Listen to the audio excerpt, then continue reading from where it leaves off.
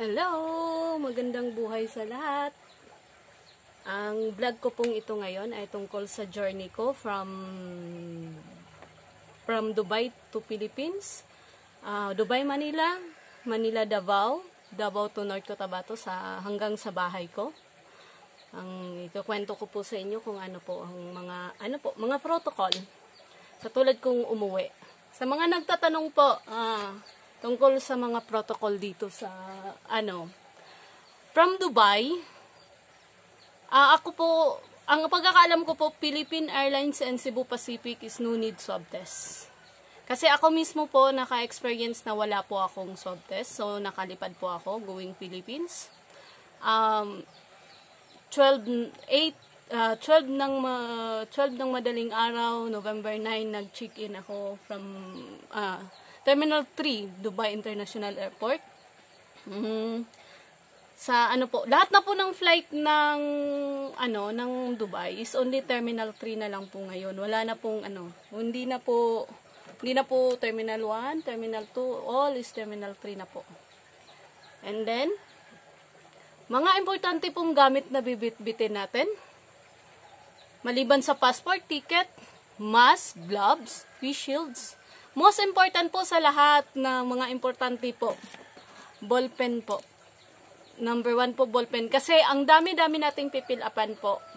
Sa airport pa lang po, sa airport na lang po, sa pagsakay natin ng eroplano po, dalawang na po pipilapan. Kung dati yung sa immigration lang po ang pipilapan, diba, sa eroplano may binibigay sa atin na isang papel na arrival. Ngayon po, mayroon na po dalawa. Pipirmahan po, pipilapan, di po pipirmahan, pipilapan. So, pagdating po ng eroplano sa Cebu Pac. Sa Cebu Pac po kasi, di ba, 3 row. Ang gitna po, wala pong nakaupo doon. Gilid-gilid lang po ang nakaupo. Pero ako po, sa gitna kasi ako lang mag-isa. So, yun po. May distance pa rin ang Cebu Pac kasi wala po yung sa gitna. So, pagdating ko ng Pilipinas, Red Cross.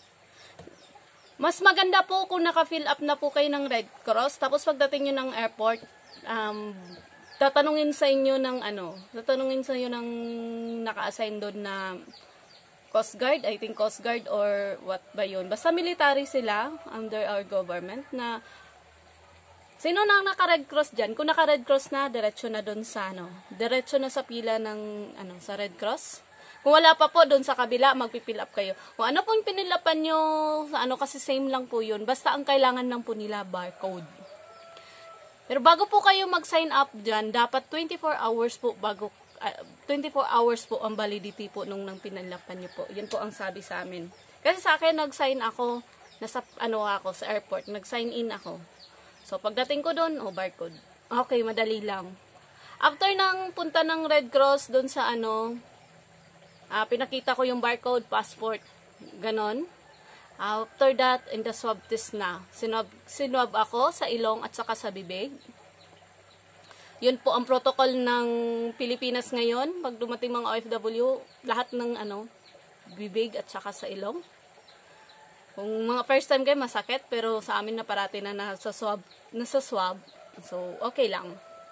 And then after that, punta ng OWA counter. OFW counter, doon. May pipil-upan ulit kayo. Yun, information, lahat may Kaya kailangan to, ballpen.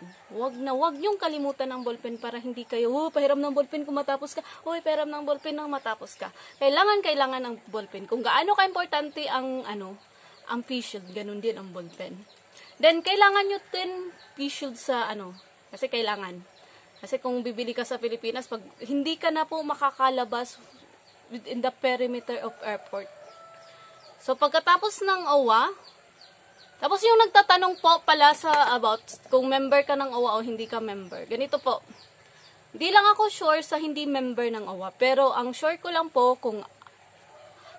kunwari, katulad ko, I'm more than 8 years nga nag-abroad pero isang beses lang ako nakabayad ng OWA. Covered po ako ng OWA kasi member ako pero inactive. Yun po ang sabi nila. Pero di ko lang sure sa mga hindi member ng OWA. Ang alam ko lang po, member ng OWA. Kung inactive ka, pasok ka pa rin sa banga. Libre pa rin lahat. Katulad ko na inactive ako for how many years? 4 na uwian ako, isang beses lang ako nakabayad ng OWA. So, inactive talaga ako for more than 6 years. So, libre lahat. So, ganito ang nangyari. After ng OWA, bigay na ng OWA ng yung ang name ng hotel mo. After ng sa gilid nun, may mga naka-prepare na pagkain. Isa lang po, hindi po kayo magugutom kung nasa airport na po kayo. Kahit madili-dili yung flight o whatever na matagal ka naghintay, hindi po kayo magugutom. Kasi every now and then may pagkain. So, may ganun po ang Maganda po ang patakaran ngayon, maganda po ang proseso. Wala po akong maipintas kahit anong. Ako mismo alam ko na gamit na gamit ang pera ng mga OFW. Gamit na gamit ang pera ng taong bayan. Hindi po siya thanks for our government. Kasi di natin alam kung ganito nangyari kung ibang gobyerno. Di ko naman sinasabi. Pero ngayon ang ganda ng proseso na patakaran. Ako bilang isang OFW. After that, pagbigay ng pagkain, labas na, kuha ng luggage mo. Punta ka sa bus kung saan ka na-assign na hotel. Sa flight po namin, iba-iba pong hotel ang po namin. Hindi po kami magkasama lahat. Iba-ibang hotel ang napuntahan namin. So, hindi namin alam kung nasaan na yung iba. Pero sa more than kami nang galing ng Dubai. I think more than 300 plus kami galing ng Dubai. So, hindi namin alam kung nasaan ang iba-ibang hotel yun.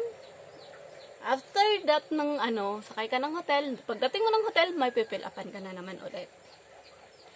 Kahit saan ka pumunta doon, may fill up kaya kailangan ng ballpen. After that, ballpen, face shields. Kasi hindi nagpapapasok ang mga hotel kung walang face shields.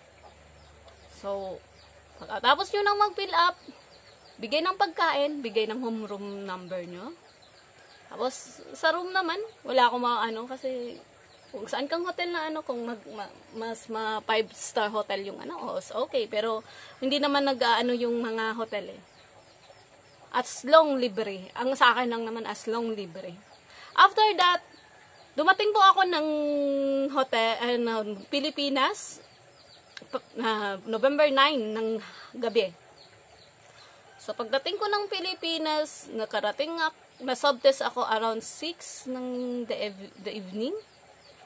Kinabukasan, sa hotel po lahat pagkain, agahan, tanghalian, meron po. Wala po kayong problemahin. Kahit piso, wala kayong problemahin. Kung gusto lang nyo na mga, mga side gusto mo magganito, gusto mo magganyan, meron po ang hotel. Pero kung ayaw mo naman kung walang pera, katulad ko na wala akong cash hawak, kundi dirhams lang. Alam nyo bang 20 dirhams lang ang hawak ko nang umuwi ako. So, wala akong makitang ATM machine. Tapos, ang hotel na inanuhan ko, nung tinanong ko reception, na reception, tumatanggap pa kay Visa and Mastercard. Hindi masyadong ewan ko kung reception ba talaga yung nakasagot sa akin. Pero sabi niya, madam, hindi. Pero kinabukasan pagbaba ko kasi pauwi na ako. Tumatanggap pala sila ng card, di ba? Pero okay lang naman, at least hindi ko nabawasan yung pera ko. So, yun. November 10 ng gabi, na-receive ko yung na negative ako. Na-receive ko yung resulta galing ng Red Cross na negative ako. Tinawag ko sa reception. Sabi ng reception, okay madam, i-inform namin sa OWA nga na-assign sa hotel namin. Okay. After that, kinabukasan ng November 11, 6 in the morning, sabi ng reception, ma'am, get ready because ang OWA po parating na po. Around 8, sabi ng ganun. Okay. Nagrasyon sila ng agahan namin. Kumain muna kami, tapos naligo. Bumaba. Yun, naghihantay na nga ang OWA sa baba ng hotel, sa lobby ng hotel. Yun po. Pagka fill up ulit. May pinilapan ulit para sa check-out ng hotel. So, for proof na nandun ka. So, ballpen ulit. After that, nasa bus na kami. Hinatid na kami ng airport. Hindi ka po makakalabas ng hotel kung wala yung proof galing sa Red Cross na negative kayo. Yung certificate na negative kayo. Hindi ka makakaakyat ng bus kung wala yung proof na negative kayo. Hindi ka makakapasok ng airport kung wala yung proof na negative kayo. So, pag baba namin ng bus, kuha ng trolley, punta dun sa guard. Ang guard pa rin, parang Coast Guard. Coast Guard, basta military. Lahat po parang gumagalaw doon military, Pagdating namin sa gate ng NAIA, bigay agad ng form, pipilapan ulit yun. After that, pasok. Pagpasok mo doon, may OWA naghihintay, bigay ulit ng form, pipilapan mo rin yun.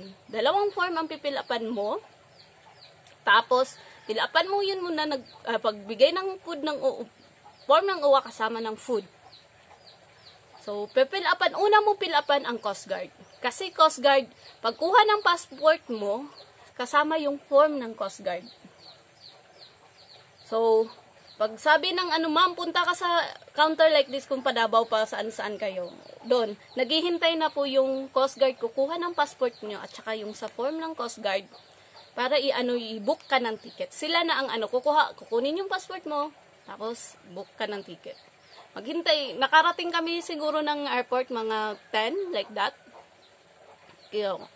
Tatambay sa airport. Kasi hintayin mo, pa-process Hintayin naman lahat ng nag-negative na pupunta sa airport. So, naghintay kami. After that, mga around 1:30 or 1 or around like that. Nagtawag na ng mga number kasi pagbigay mo ng passport, may number na ibabalik sa'yo. Nagtawag na ng number 1, 2, 3, 4, pila na, going to Davao. Lipat kami sa kabilang terminal. Paglipat ng kabilang terminal, hintay ulit, pila ulit doon, upo ulit doon by numbering. After that, around 3 yata, ganon, pila ulit. Ang pila na yon, boarding na. So, boarding na kami.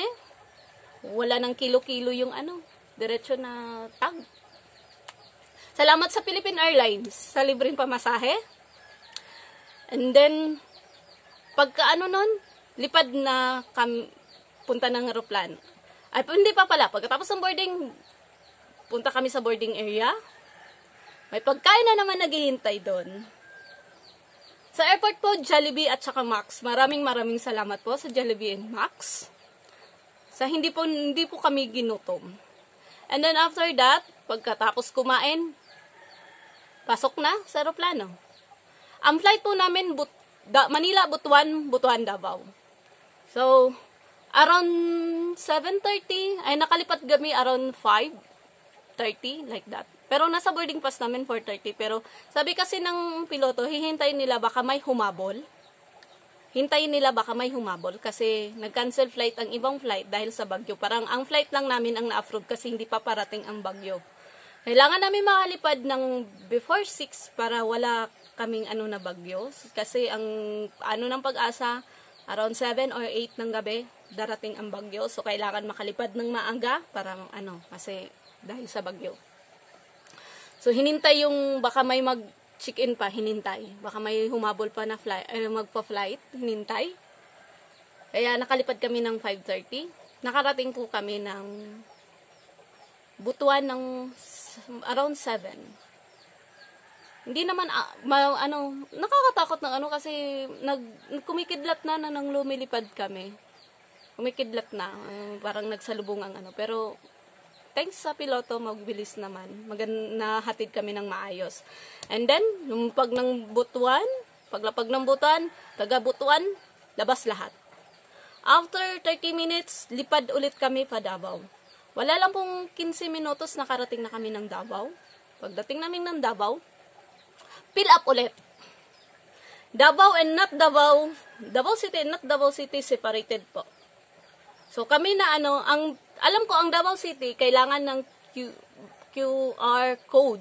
So, kailangan pa rin nila, marami din silang mga So, kami po, wala na pong kailangan ng QR code kasi outside of Davao City kami.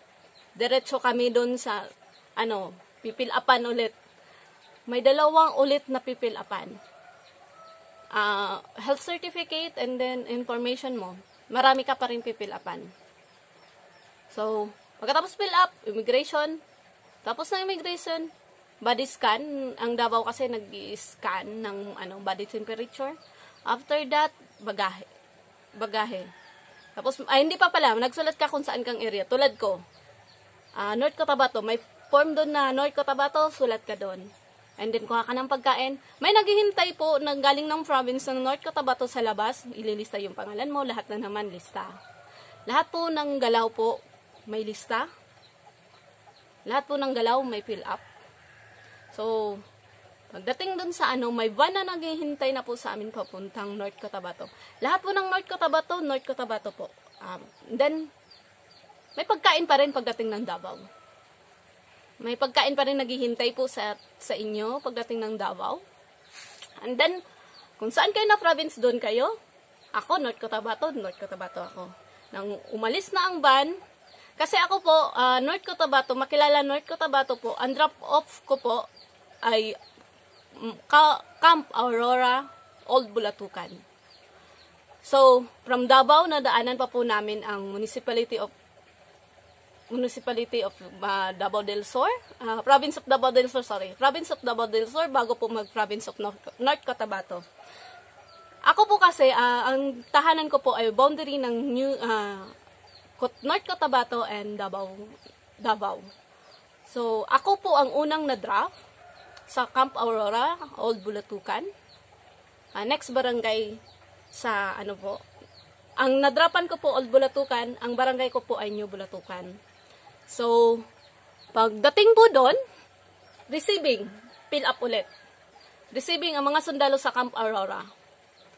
So, ako nakipag-coordinate na ako sa barangay. Isa po, importante po, kung umuwi kayo, makipag-coordinate kayo sa LGU nyo, sa barangay nyo. Kasi, i-receive ka ng receiving areas, kung saan yung po nyo, receiving every municipality nyo, kung saan ang receiving. Katulad namin makilala, ang receiving talaga, lahat ng makilala, Camp Aurora, yung Old Bulatukan po. So, nakipag-coordinate ako sa barangay, sa LGU po namin. Ang nirequest ng pamilya ko, home quarantine. Naka-approve po sa health ng LGU po, ng health ng barangay, ng health ng LGU, ng makilala. Ang home quarantine ko dahil may sarili akong bahay. Ang nakatira dito, tatay ko, ang tatay ko nag-evacuate pumunta sa bahay ng ate ko. So ngayon, ako lang po mag-isa dito sa bahay. Ang tatay ko, ang pamilya ko, hindi ko pa po sila nakikita. Nakakausap ko sila pero bawal magbukas ng pinto. Nakakausap ko sila, sigawan kami. Mandito na ang pagkain. Pero ako po mismong nagluluto sa sarili ko kasi bago ako dumating, namili na sila papa, sila ate ko ng mga pagkain na lulutuin ko. Tapos may mga gulay-gulay naman na sa paligid ng bahay ko. Pero wala po akong contact sa kanila. Yung, boses naririnig ko, pasigaw-sigaw sila sa labas pero hindi ko sila nakikita kasi bawal.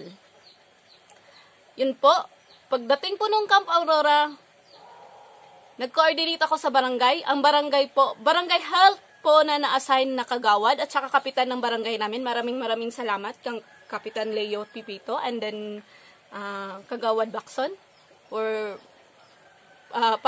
sila ang sumundo sa akin. Sila po ang nag-receive sa akin kasi hindi ka rin po ng LGU makilala kung wala ka po, sa LGU nyo, kunwari, ito ang drop-off nyo. Kung wala pong receiving ng barangay nyo, dun ka katulad dun, sa Camp Aurora, may nag-quarantine. Kasi ang barangay nila, nagsabi, hindi sila pwedeng i-home quarantine, so dun lang sila. Di katulad ko kasi na-approve ng barangay health and LGU makilala yung bahay ko na pwede ako mag-quarantine, so dito ako. After that, okay. Receiving ng barangay. And then receiving ng barangay, hinatid ako dito sa bahay. Talagang, walang tutulong sa'yo kasi protocol sa kanila, bawal kang hawakan, bawal silang lumapit sa'yo ng malapitan, kundi malayuan talaga sila. Wag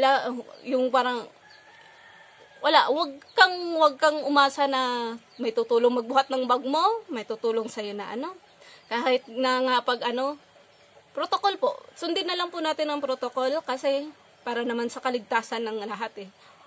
ikaw mismo, ayaw mo, kung meron kang dalang, kung courier ka ng sakit, ayaw mo rin na, makahawa ng iba.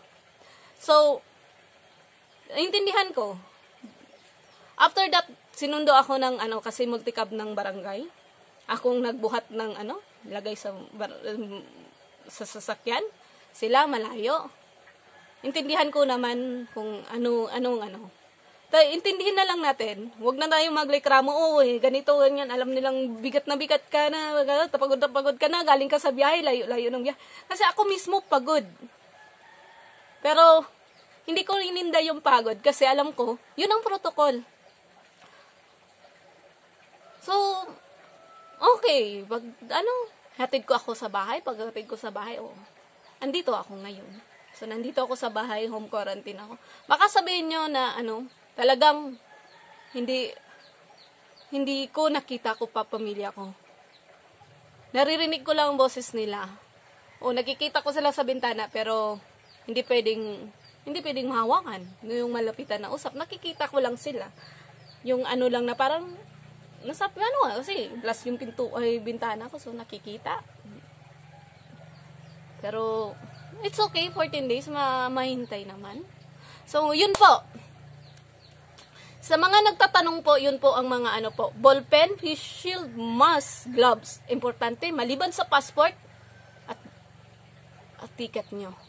Huwag niyong kalimutan yung 4, lalo-lalo ng ballpen, face shield, mask, and gloves. Kung kaya nyo pong uminom ng vitamin C, protection sa katawan nyo, vitamin C. Kung kaya nyo pong dobolin ang dosage ng mag 1,000 ml kayo, sige. Ml, gram, milligram. Gawin nyo for protection kasi nga nakakatakot kasi kalaban natin hindi natin nakikita. So, yun po sa mga sa mga kapamilya ko po, mga kakilala ko po na makakapanood ng vlog ko. I'm here now, naka-home quarantine. Salamat sa Diyos nakadating ng maayos. Salamat sa Diyos kasi nandito na ako sa Pilipinas. Dito na ako sa bahay ko. Pero hindi pa makalabas, pero at least andito na, hindi na Yun po sa mga hindi pa po nakapag-subscribe sa video ko, please like, comment, subscribe, and bell all para ma-notify kayo sa mga iba ko pong mga updates. Maraming salamat po. This is Ems Beloy Kanda. And then have a good day sa inyong lahat. Hi Dubai. Hi Philippines. Mabuhay tayong lahat.